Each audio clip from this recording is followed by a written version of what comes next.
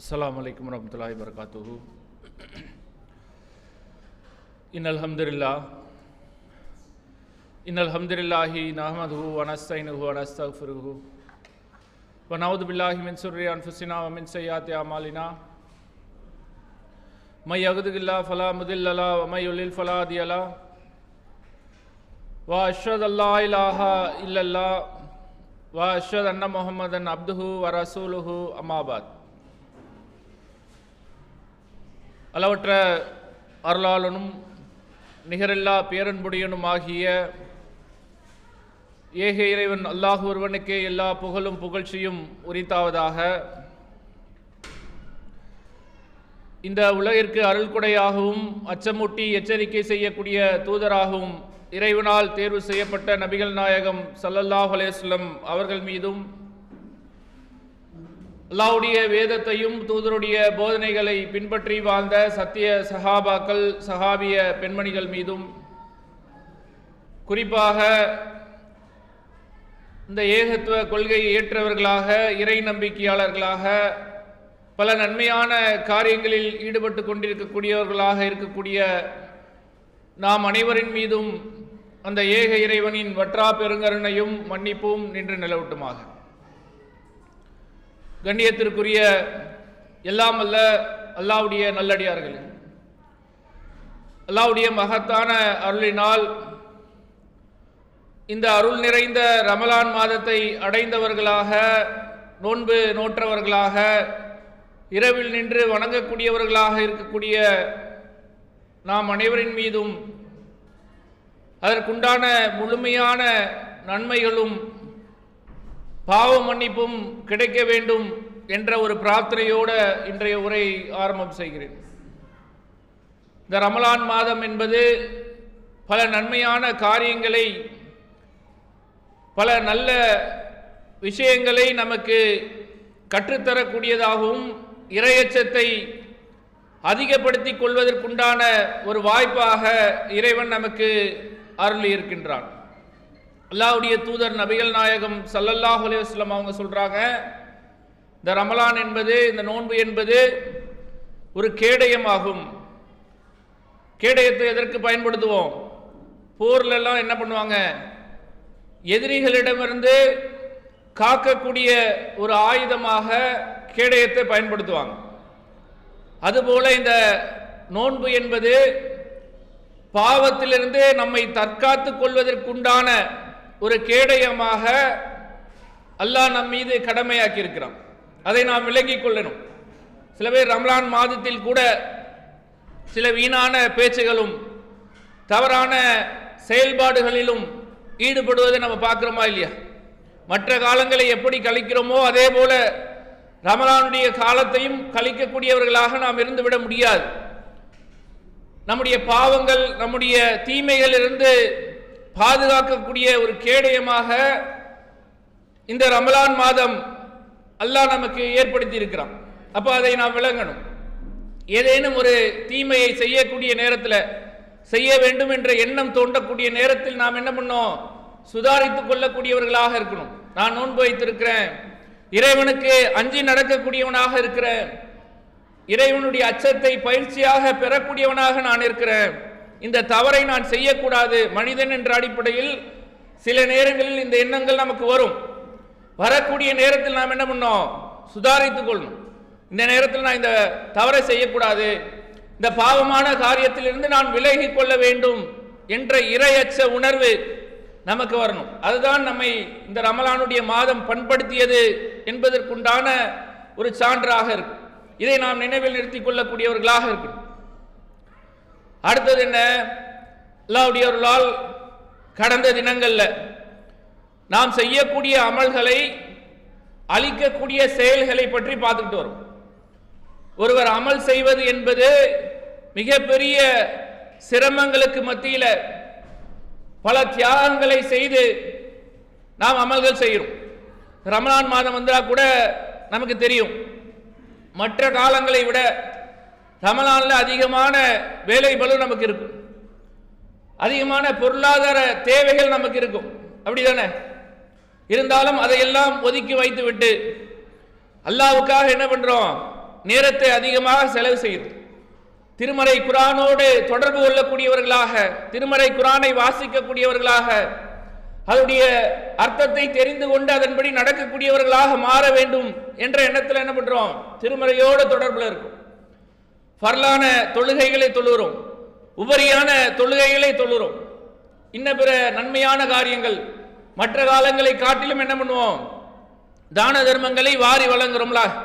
மற்ற காலங்களில் இருக்கக்கூடிய அந்த இறைச்சத்தை விட இந்த ரமலானுடைய காலங்களில் பார்க்கும்போது அதிகமாக இருக்குதா இல்லையா? இப்போ அந்த மாதிரி நன்மையான காரியங்களை செய்யக்கூடிய நாம், அந்த நன்மைகள் நாளை மறுமையில் அதற்குண்டான கூலியை பெற்றுத்தர வேண்டும் என்ற எண்ணத்தோடு அதை செய்யணும். நாம் செய்யக்கூடிய இந்த நன்மைகள் உலகத்தோடு அழிந்து போயிடக்கூடாது. இந்த உலகத்திலே அதற்குண்டான பலனை நாம் பெற்றுவிடாமல் நாளை மறுமையில் இறைவன் தரக்கூடிய அந்த நிரந்தரமான சொர்க்கத்தை அடையக்கூடியவர்களாக அந்த அமல்கள் நம்மை கொண்டு போய் சேர்க்கணும் என்ற அந்த உணர்வுக்காக தான் இந்த தலைப்பை நாம் தேர்வு செஞ்சிருக்கோம். ஏதோ நமக்கு பொழுது போகாமையோ ஏதோ ஒரு கடமை என்ற நிலையில் இந்த பயானை ஏற்படுத்தி இருக்கிறாங்க. ஒரு 10:45 ஒரு 11:15 வரைக்கும் ஒரு பயான் நடக்கும் என்று என்பதற்காக நாம் அதை கடந்து விடக்கூடாது. இதன் மூலமாக கிடைக்கக்கூடிய நன்மைகளை, அதனுடைய செய்திகளை பெற்று அல்லாஹ்வுடைய அருளால் நம்முடைய நன்மைகளை பாதுகாக்கக்கூடியவர்களாக இறைவனிடத்தில் நாளை மறுமையில் அதற்குண்டான கூலியை பெற்றுத்தர வேண்டும் என்ற அந்த இறையச்சத்தோட, அந்த இக்லாஸோடு நாம் என்ன பண்ணோம்? பயணிக்கக்கூடியவர்களாக இருக்கணும் இன்ஷா அல்லாஹ். இன்றைய தினம் நம்முடைய அமல்களை அளிக்கக்கூடிய மிக மிக நாம் எச்சரிக்கையாக இருக்கக்கூடிய மிகப்பெரிய காரியம் என்ன தெரியுமா? நாம் செய்யக்கூடிய அமல்கள் யாருக்காக செய்கிறோம்? எந்த ஒரு விஷயமாக இருந்தாலும் அதனுடைய பின்புலத்தில் அதனுடைய பர்பஸ் இருக்கும், அதனுடைய நோக்கம் இருக்கும்ல. ஒரு வியாபாரம் செய்கிறோம், ஒரு தொழில் செய்கிறோம், இல்லை ஒரு வேலையில் தொழிலாளியாக நாம் காலையிலிருந்து மாலை வரைக்கும் வேலை செய்கிறோம். அதனுடைய நோக்கம் என்ன? எதுக்காக செய்கிறோம்? எதுக்கு செய்கிறோம்? புரியல. பொருளாதாரம் வரும், வருமானம் வரும், நம்முடைய தேவைகளை, நம்முடைய குடும்பத்தை பாதுகாக்கணும், அவங்களுடைய தேவைகளை நிறைவேற்றணும் என்ற அந்த ஒரு நோக்கம் இருக்குல்ல, அதன் பின்புலத்தில் ஒரு தாற்பயம் இருக்குல்ல. அதே போல நாம் செய்யக்கூடிய அமல்களுக்கு காரணம் என்ன, அதனுடைய பின்புலம் என்ன, யாருக்காக செய்கிறோம் என்பதை நாம் கவனமாக பார்க்கக்கூடிய இடத்துல இருக்கும். நாம் செய்யக்கூடிய அமல்கள் எல்லாமே எதுக்காக? இறைவனுடைய திருப்தியை பெற்று தருவதற்காக, அல்லாஹ்வுக்காக தான் நாம் அமல்கள் செய்யணும். மாறாக இந்த உலகத்தில் நான் பிறருக்கு காட்ட வேண்டும் என்பதற்காக, பிறர் என்னை மெச்ச வேண்டும் என்பதற்காக, இன்ன ஒரு இபாதத்தான ஆளு, இவரை மாதிரி ஒரு ஆளை நான் பார்த்ததே இல்லை, 5 வேளை பள்ளிக்கு என்ன எல்லா நாளிலும், ரமலான்ல மட்டும் இல்லை, ரமலான்ல மட்டும் வந்து போகக்கூடிய வேடந்தாவல் பறவை போல இல்லை, அவர் எல்லா நாளும் வராரு, எல்லா தொழுகையிலும் அவரை பள்ளியில பார்க்க முடியுது, எங்கெல்லாம் நன்மையான காரியங்கள் நடக்குதோ அங்கெல்லாம் அவர் வந்து நிற்கிறாரு, இப்படிப்பட்ட ஒரு நபரை நாம் பார்க்க முடியுமா என்று பிறர் நம்மை பார்த்து மெச்ச வேண்டும் என்பதற்காக செய்யக்கூடிய அமல்கள் இருக்குல்ல, அந்த அமல்கள் அல்லாஹ்வால் அளிக்கப்பட்டுரும். அதற்கு எந்த ஒரு நன்மையும் கிடைக்காது. அவர் எவ்வளவு சிரமப்பட்டு எவ்வளவு தியாகம் செய்து அதற்காக பல கஷ்டங்களை பல தியாகங்களை செய்து அந்த அமலை செய்தாலும் நாம் செய்யக்கூடிய அமல் எதற்காக இருக்கணும்? என்னுடைய இறைவனுடைய திருப்தியை நான் பெறணும், அல்லாஹ்வுடைய நேசத்தை பெறக்கூடியவனாக ஆகணும், நாளை மறுமையில் கூலி கிடைக்கணும் என்பதற்காக நாம் என்ன செய்யணும்? அந்த அமல்களை செய்யணும். அதை விட்டுட்டு பிறர் நம்மை மெச்ச வேண்டும், இதுதான் அல்லாஹ்வுடைய தூதர் சொல்றாங்க. ரியா என்று சொல்லக்கூடிய மிகவும் எச்சரிக்கையாக இருக்க வேண்டிய ஒரு பாதகமான செயல் எது தெரியுமா? பிறர் நம்மை மெச்ச வேண்டும் என்பதற்காக செய்யக்கூடிய அமல்கள். முக சுதிக்காக 4 பேர் என்னை பார்த்து நல்ல மனுஷன் என்று சொல்லணும், தான தர்மங்களை வாரி வாரி வழங்கக்கூடியவர், கொடுத்து கொடுத்து சிவந்த கரம் என்று அதற்காக நாம் செய்யக்கூடிய அமல்கள் இருக்குல்ல, இந்த அமல்களுக்கு எந்த கூலியும் கிடைக்காது. அல்லாஹ்வுடைய தூதர் அவங்க சொல்லக்கூடிய செய்தியை நம்ம பார்க்கிறோம்.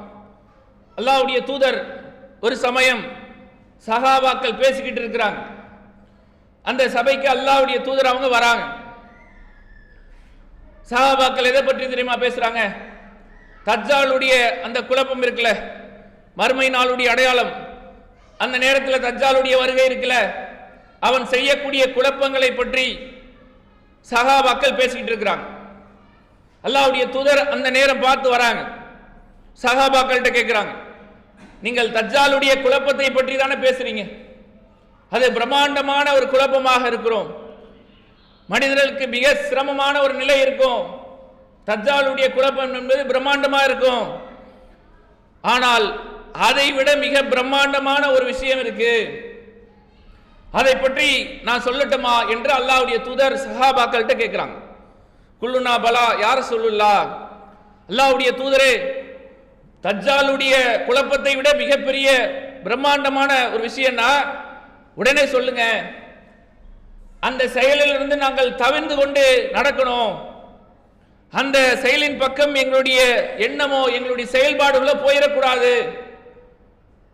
தஜ்ஜாலுடைய குழப்பத்தை விட மிக பயங்கரமான ஒரு விஷயம் என்றால் என்னன்னு சொல்லுங்க என்று அல்லாஹ்வுடைய தூதரிடத்துல சஹாபாக்கள் கேட்கக்கூடிய நேரத்தில் அல்லாஹ்வுடைய தூதர் சொல்றாங்க, அஷ்ஷிர்குல் கபீர், அதுதான் அல்லாஹ்வுக்கு செய்யக்கூடிய சிறிய இணை வைப்பு. அல்லாஹ்வை நேரடி அல்லாஹ்வை அல்லாமல் பிற தெய்வங்களை பிற சிலைகளை வணங்குறாங்களே, இது ஷிர்க் என்று நாம் சொல்றோம். அது மட்டும் இல்ல, அல்லாஹ்வுடைய தூதர் இதையும் சொல்றாங்க, இது சிறிய இணை வைப்பு. எது? நாம் செய்யக்கூடிய அமல்கள் அல்லாஹ்வுக்காக செய்யணும். ஒரு அடியான் அல்லாஹ் அக்பர் என்று தக்பீர் கட்டி தொழுகைக்காக நிற்கிறான். தொழுகையில் அந்த ஆரம்ப சூரா ஓதுறானா இல்லையா? அல்ஹம்துலில்லாஹி ரப்பில் ஆலமீன், அகிலத்துடைய நாயன் அல்லாஹ்வுக்கே எல்லா புகழும் என்று சொல்றான்ல, அந்த நேரத்தில் அல்லாஹ் என்ன தெரியுமா சொல்லுவா? என்னுடைய அடியான் என்னை புகழ்ந்துட்டான். நாம் நேரடியாக அல்லாஹ்வுடைய உரையாடுவதற்கு சமமான ஒரு விஷயம் தொழுகை தான். தொழுகையில் நின்று நாம் அல்லாஹ் அக்பர் என்று கையை கட்டிட்டு அல்லாஹ்வை புகழக்கூடிய அந்த வசனங்களை சொன்ன உடனே அல்லாஹ் என்ன பண்றானா? என்னுடைய அடியான் என்னை புகழ்ந்துட்டான், என்னை கண்ணியப்படுத்திட்டான் என்று அந்த உரையாடல் இருக்கக்கூடிய ஒரு அமல் தொழுகை. ஆனா அந்த தொழுகையில உடைய விஷயத்துல சில நபர்கள் என்ன பண்ணுவாங்க?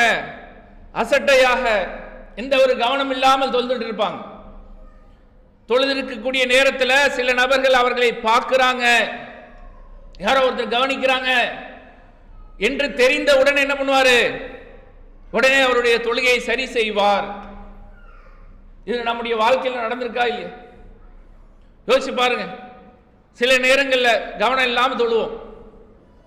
தொழுதுட்டு இருக்கக்கூடிய நேரத்தில் சில நபர்கள் நம்மை பார்க்கிறாங்க, நம்மை கவனிக்கிறாங்க என்று தெரிந்தவுடன் என்ன பண்ணுவோம்? நாம் தொழக்கூடிய அந்த முறையை சரி செய்வோமா இல்லையா? சரியா நிற்கிறது, அப்பதான் ருக்குவை சரியாக செய்வோம், நீண்ட நேரம் செய்வோம். பார்த்துருக்கீங்களா? மற்ற நேரத்தில் என்ன பண்ணுவாங்க? எக்ஸ்பிரஸ் வேகத்தில் இருக்கும், டக்கு டக்குன்னு தொழுவாங்க. ஆனால் ஒருத்தர் பார்க்கிறாருன்னு தெரிஞ்சா சஜிதா ருக்கு அதிகமாயிரும், நீண்ட நேரம் ஆயிரும், சஜிதா அதிகமாக இருக்கும். என்னடா அழகா துவா கேட்கிறாரு, அவர் வெளியில இருக்கிறவர் இவ்வளவு நேரம் சஜிதா பண்றாரு, ஹால் அவுட் ஆயிட்டாரா என்று நினைக்கக்கூடிய அளவிற்கெல்லாம் அவர் சஜிதாவை நீட்டி அதிகப்படுத்தி செய்யறாங்களா இல்லையா? இதுதான் அல்லாஹ்வுடைய தூதர் சொல்றாங்க, இதுதான் சிறிய இணை வைப்பு. நாம் செய்யக்கூடிய அமல்கள் அனைத்தும் அல்லாஹ்வுக்காக செய்யும். அது சின்னதாக இருந்தாலும் சரி, பெரிய அமலாக இருந்தாலும் சரி. எதுக்காக செய்யறோம்? அதோடைய நோக்கம் என்ன? யோசிச்சு பாருங்க. அல்லாஹ்வுக்கு நன்றி செலுத்துவதற்காக நாம் செய்யணும். அல்லாஹ்வுடைய தூதர் இன்னொரு சமயத்தில் சொல்றாங்க, இந்த சிறிய இணை வைப்பு முகஸ்துதி என்பது ரொம்ப ஜாக்கிரதையாக இருக்க வேண்டிய ஒரு விஷயம். எந்த அளவுக்குனா, அல்லாஹ்வுடைய தூதர் சொல்றாங்க, உங்களிடத்துல ஒரு எறும்பு ஊர்ந்து வருவதை உங்களால் உணர முடியுமா? நம்ம மேல ஊர்னா தெரியும். எறும்பு நம்முடைய ஆடையில இல்ல நம்முடைய உடல்ல ஓடக்கூடிய நேரத்தில், அதுல ஏறக்கூடிய நேரத்தில் நாம் அதை உணர்வோம். ஊறுதே, அப்போ கூட எறும்புன்னு தெரியாது, பார்த்தா தான் தெரியும், இல்லை அதை வந்து அடித்தாதான் தெரியும். ஆனால் இந்த பகுதியில் எறும்பு போகுது, நம்மை சுற்றி எறும்புகள் போயிட்டு இருக்குன்னு வச்சுக்கோங்க, அதை நம்மளால் உணர முடியுமா? உணர முடியாது. அந்த அளவுக்கு நுட்பமான தொடு உணர்வு நம்ம கிட்ட ஆற்றல் கிடையாது. அல்லாஹ்வுடைய தூதர் சொல்றாங்க, இது போலதான் இந்த ரியா என்ற முகஸ்துதி உங்களிடத்துல வந்துடும். நாம நினைக்கிற பெரிய பெரிய விஷயங்கள், இணை வைப்பு, இதெல்லாம் போயிடுவோம், இதன் மூலமாக சைத்தான் நம்மளை வழிகெடுக்க மாட்டான். இது போன்ற விஷயங்கள் நாம் செய்யக்கூடிய அமல்கள் எல்லாம் எதுக்கு? இறைவனுக்காக, அவனுடைய திருப்தியை பெறுவதற்காக செய்யணும். அல்லாஹ்வுடைய அன்பை பெறணும், அவனுடைய திருப்திக்காக செய்யக்கூடியவர்களாக இருக்கணும். மாறாக பிறர் நம்மை மெச்சணும். சில பேர்லாம் என்ன நினைக்கிறாங்க, தொழுகைக்கு வருவாங்க, சரியா வருவாங்க, அதை வந்து பெருமையா பேசுறது பார்த்துருப்பீங்க. ஃபஜருக்கு நான் ஒரு நாள் கூட மிஸ் பண்ண மாட்டேன், அல்லாஹ் கணக்கு எடுத்துருவான், அல்லாஹ்க்கு எல்லாம் தெரியும். இதை ஏன் சொல்லி காட்டணும்? யோசிச்சு பாருங்களேன், எதுக்காக சொல்லி காட்டுறோம்? நான் கரெக்டாக தொழுகைக்கு வந்துடுவேங்க. ஒருவரை குறை சொல்வதற்காக என்ன பண்றது? கூடுதலாக நம்மளையும் சேர்த்துக்கிறது. நீங்களாம் ஒழுங்கா வாங்க, நான் எப்படி கரெக்டாக வரேன், ஃபஜரை நான் மிஸ் பண்ணவே மாட்டேன், இது அல்லாஹ்வுக்கு தெரியாதா? நீங்கள் சரியாக தொழுகிறீர்கள் என்பது படைத்த ரப்பல் ஆலமீனுக்கு தெரியாதா? இதை கூடுதலாக சொல்லி காட்டுறது. இந்த அமல்கள் விஷயத்தில் பிறரை என்ன பண்றது? அவர்கள் குறைவாக செய்யக்கூடிய அமல்களை நாம் சொல்லி காட்டுவதற்காக என்ன பண்ணிடுறோம்? நான் இதெல்லாம் செய்கிறேன் என்று நாம் சொல்லி காட்டுறோமா இல்லையா? அப்போ நீங்க செய்த அமல் யாருக்காக செய்றீங்க?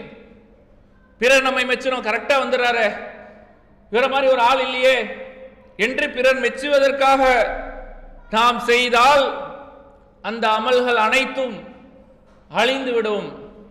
நமக்கெல்லாம் தெரிந்த பிரபலமான செய்தி தான், பல முறை கேட்டிருப்போம். ஆனா அதுல இருந்து நமக்கு படிப்பினை பெற்றிருக்கிறோமா? யோசிச்சு பாருங்க. எவ்வளவு விஷயங்களை கேட்கிறோம், தினம் பயான்ல கேட்கிறோம், சமூக வலைதளங்கள்லாம் பயான் வருது, எல்லாம் கேட்கிறோம். அதுல இருந்து என்ன படிப்பினை நமக்கு இருக்கு? அதுல இருந்து எடுத்துக்கொண்ட படிப்பினை அதை எப்படி நம்முடைய வாழ்க்கையை மாற்றுது? யோசிச்சு பார்க்கணுமா இல்லையா? நாளை மறுமையில 3 நபர்கள் வருவாங்க, அல்லாஹ் விசாரணையில வருவாங்க. அதுல ஒருவர் யார்? உயிர் தியாகி வருவார், ஷஹீத் வந்து நிற்பார். உயிர் தியாகி என்பது பெரிய தியாகம் தானே. அது இருக்கக்கூடிய அமல்களை எல்லாம் விட மிகவும் சிறந்த அமல் என்று சொல்லலாம். நாளை மறுமையில கேள்வி கணக்கு இல்லாம அவர் அனுப்பப்படுவாரா இல்லையா? அப்படிப்பட்ட ஒரு அமலை செய்த நபர் அவர் அல்லாஹ்வுடைய விசாரணைக்காக வந்து நிற்பார். அல்லாஹ் கேட்பான், உனக்கு வீரத்தை கொடுத்தனே, சக்தியை கொடுத்தனே, ஆற்றலை கொடுத்தனே, நீ என்ன பண்ண? அவர் சொல்வார், அல்லாஹ் உன்னுடைய பாதையில் நான் போர் புரிந்தேன், என்னுடைய உயிரை நான் தியாகம் செஞ்சேன். செஞ்சதெல்லாம் உண்மைதான், ஆனா யாருக்காக செஞ்ச? அதனுடைய நோக்கம் எதற்காக இருந்தது? உன்னை எல்லாரும் புகழணும், இவரை போன்ற ஒரு தியாகி இல்ல, உயிரையே மார்க்கத்திற்காக திறந்துட்டார், அல்லாஹ்வுக்காக திறந்துட்டார் என்று மெச்சணும். அதுக்காக தானே செஞ்ச. அல்லாஹ் என்ன பண்ணுவானா? அவரை இழிவுபடுத்தி முகம் குப்புற நரகத்தில் தள்ளுவானா. சாதாரண இழிவு கிடையாது. ஒரு போர்ல உயிரை துறந்து அல்லாஹ்வின் பாதையில் போருக்கு போனவரே, அவர் செய்த அமலுடைய நோக்கம், பின்விளைவு எதுக்கு? உலகத்தில் 4 பேர் புகழ்ந்தணும். அதுக்காக செய்ததனால் அவர் எப்படிப்பட்ட இழிவை அடைகிறார் பார்த்தீங்களா? நம்ம காலில் முள்ளு குத்தினாலே தாங்க மாட்டோம். முள்ளு வந்து நம்மளை குத்திடுச்சுன்னு சொல்றோமா இல்லையா? என்னைக்காவது முள்ளு வந்து குத்திருக்கிறா? நம்ம தான் போய் மிதிக்கிறோம். ஆனா சொல்லும் போது என்ன சொல்லுவோம்? முள்ளு வந்து குத்திடுச்சு, அதையே நம்மளால தாங்க முடியாது. இதுல போர்ல போய் எங்க தலையை கொடுக்குறது? அப்ப எப்படிப்பட்ட தியாகம் செஞ்சிருக்கிறார். ஆனா அல்லாஹ் என்ன பண்றான்? எதை பார்க்கிறான்? அவர் செய்த அமலை பார்க்கல, அவருடைய எண்ணத்தை பார்க்கிறார். எதுக்காக செஞ்சாங்க? ஒரு ஆலிம் ஒருவர், மார்க்கத்தை மக்களுக்கு சொல்லவர், மிகப்பெரிய நன்மைகளை பெற்றுத்தரக்கூடிய காரியம். குறைந்த அளவு கேட்ட விஷயங்களை வைத்து நாம் எதுக்காக பயான் பண்றோம்? 4 பேருக்கு எதுக்காக சொல்றோம்? இதை கேட்டுவிட்டு அவர்கள் இந்த அமல்களை செய்தால் அதனுடைய நன்மையும் நமக்கு வரும். அதனால தானே 7 வருஷம் 8 வருஷம் படிக்காம ஏதோ நமக்கு தெரிஞ்சதை சின்ன சின்ன முயற்சியின் மூலமாக எதுக்காக பயான் இது போன்ற நிகழ்ச்சிகளில் நாம் வந்து பேசுறோம்? அது நோக்கம் என்ன? ஒரு 4 பேர் அதை கேட்டுட்டு அதன்படி அமல்கள் செய்தால் அதனுடைய நன்மை நமக்கு வந்து சேரும். அதனுடைய பலன் அல்லாஹ் நமக்கு கொடுப்பான். அப்படிப்பட்ட ஆலிம் அவருடைய நோக்கம் எதுவாக இருக்குது? உலகத்தில் 4 பேர் மெச்சணும். பெரிய ஆலிம் சாவரு, அவரை போல பேச முடியுமா? அவர் ஒருவருக்கு விளக்கம் கொடுத்துட்டா அதுல வேற விவாதமே தேவை கிடையாது, அப்படியே கரெக்டா இருக்கும் என்றெல்லாம் நம்ம சொல்றோம்ல. இல்ல நாம் கவனிக்க வேண்டிய ஒரு விஷயம் இல்ல, உங்களுடைய பங்கு எங்களுடைய பங்கு நம்முடைய பங்குலா இருக்கு. ஒருத்தர் நல்லா பேசினா அவர் சொன்ன விஷயத்திலிருந்து இந்த கருத்தை எடுங்க. குர்ஆன் ஹதீஸ் சொல்றாரா, அதை எடுத்து நம்முடைய வாழ்க்கையில் நடைமுறைப்படுத்தினாலே அவருக்கு உண்டான நன்மை போயிடும். அதை விட்டுட்டு நம்ம என்ன பண்றது? அவரை போய் பார்த்து சூப்பரா பேசுனீங்க, என்ன அருமையா விளக்கம், உங்களை மாதிரி விளக்கம் சொல்லக்கூடிய ஆளே யாரும் இல்லை, என்ன தெளிவான பயான், யாருமே அடிச்சுக்க முடியாது அப்படிலாம் சொல்றோம். அவர் மனுஷன் தானே, ஒரு 2 நாள் என்ன சொல்வாரு? அல்ஹம்துலில்லாஹ், அல்லாஹ்வுக்கு எல்லா புகழும் அப்படின்னு போவார். 3ஆவது நாள் சைத்தான் வந்து நிற்பான். ஓ, நம்ம பயான் சூப்பரா இருந்துக்கு போல இருக்கு, நம்மள மாதிரி எவனும் பயான் பண்ண முடியாது போல இருக்கு, நம்ம பயான் பண்ணா கூட்டம் கூடுது, மற்றவன் பண்ணா ஒரு 4 பேர் கூட வரமாட்டான் என்ற எண்ணம் உள்ள போட்டுருவான். அப்ப அவருடைய நன்மை எல்லாம் வீணா போயிடும். நாளை மறுமையில் அல்லாஹ் என்ன பண்ணுவான்? முகம் குப்புற நரகத்துக்கு போ, நீ எல்லாம் செஞ்ச, தாவா பண்ண, பயான் பண்ண, மக்களுக்கு சொன்ன, ஆனா உன்னுடைய நோக்கம் என்ன? 4 பேர் உன்னை புகழணும், அழகா பேசுவார், மார்க்க அறிஞர் என்று சொல்லணும், இவரை போற ஒரு ஆளே இல்லை, இவரை போல் யாரும் விளக்கவே முடியாது, இதெல்லாம் சொல்லணும் என்பதற்காக நீங்கள் ஒரு விஷயத்தை செய்தால் அல்லாஹ் அந்த அமலை அழிச்சிருவான். தான தர்மங்கள் செய்யறாங்க, நம்முடைய சமுதாயம் செய்யக்கூடிய தான தர்மங்களை போல எந்த ஒரு சமுதாயம் செஞ்சிட முடியாது. அந்த அளவு வாரி வாரி வழங்கும். எதுக்காக கொடுக்கிறோம்? அதோட நோக்கம் என்ன? அல்லாஹ்வுடைய திருப்தியை பெறணும், அல்லாஹ்வுடைய அன்பை பெறணும். அல்லாஹ் எனக்கு பொருளாதாரத்தை கொடுத்திருக்கிறான், அவனுக்கு நன்றியுள்ள அடியானாக நான் இருக்கணும், அதான் நோக்கமா இருக்கணும். நாம் என்ன நினைக்கிறோம்னா, பொருளாதாரத்தை கேட்டு வரவங்களை பார்த்தா நம்மளோட அவங்க கீழ்நிலையில் இருக்கிறாங்க, இயற்கையாக ஒன்று வரும்ல, எப்பவுமே ஒரு இடத்து மேலே இருந்தால் கொஞ்சம் அந்த பிரஸ்டீஜ் வரும்னுவாங்க.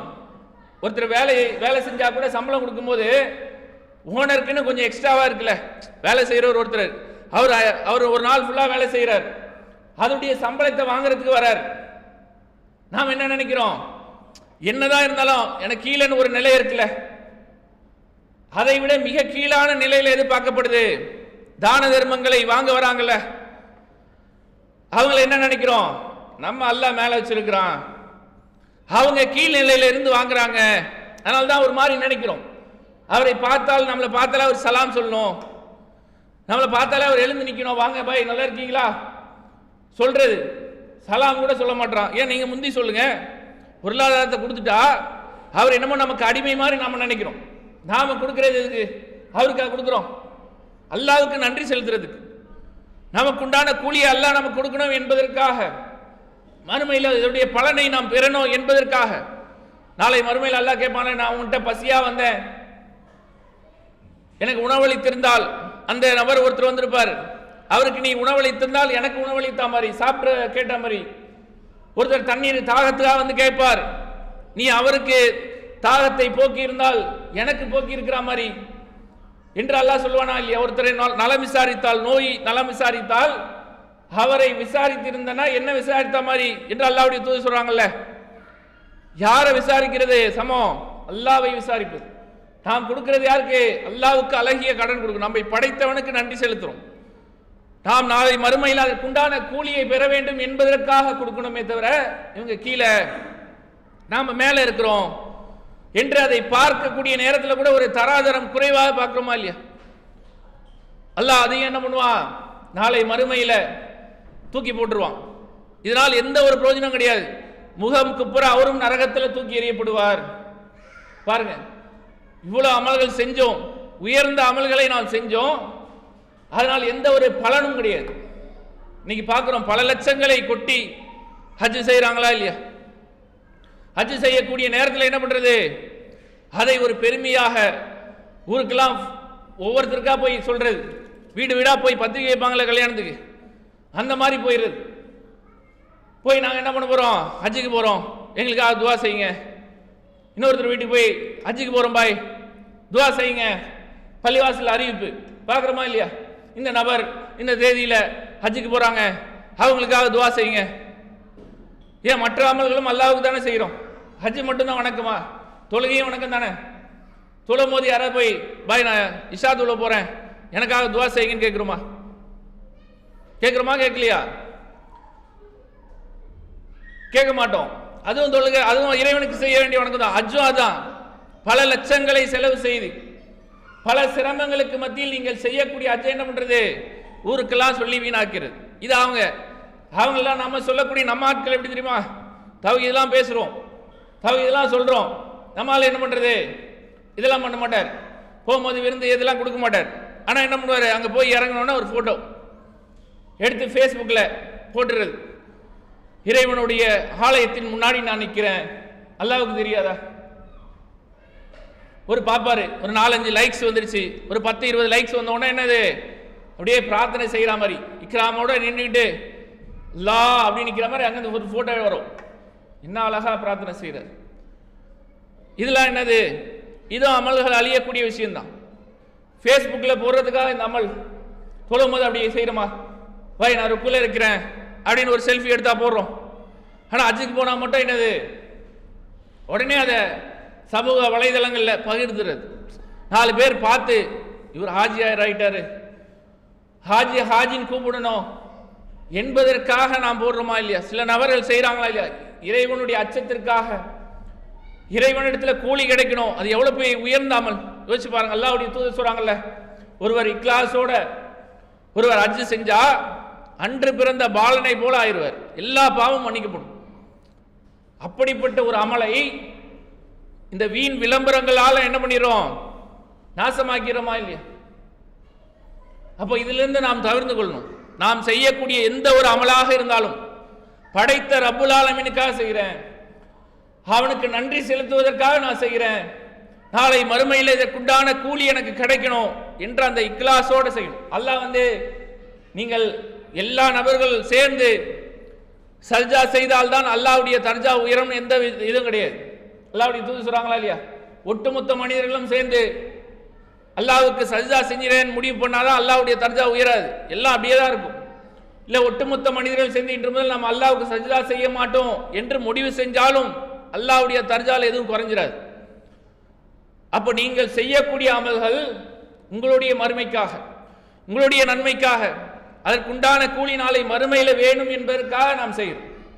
அப்போ எதுவாக இருந்தாலும் சரி, பிறர் மெச்சணும், நம்மை பார்த்து 4 பேர் புகழணும், என்னை இபாதத்தான ஆளு, கொடை வல்லல், ஒரு கடிகாரம் கொடுத்தா கூட பேர் எழுதிடுது, ஹாஜி அவர் இவருன்னு போட்டு பிற மத சமுதாயத்தில் இருக்கக்கூடிய மக்கள் எழுதுவாங்களே உபயம் போட்டு எழுதுவாங்க.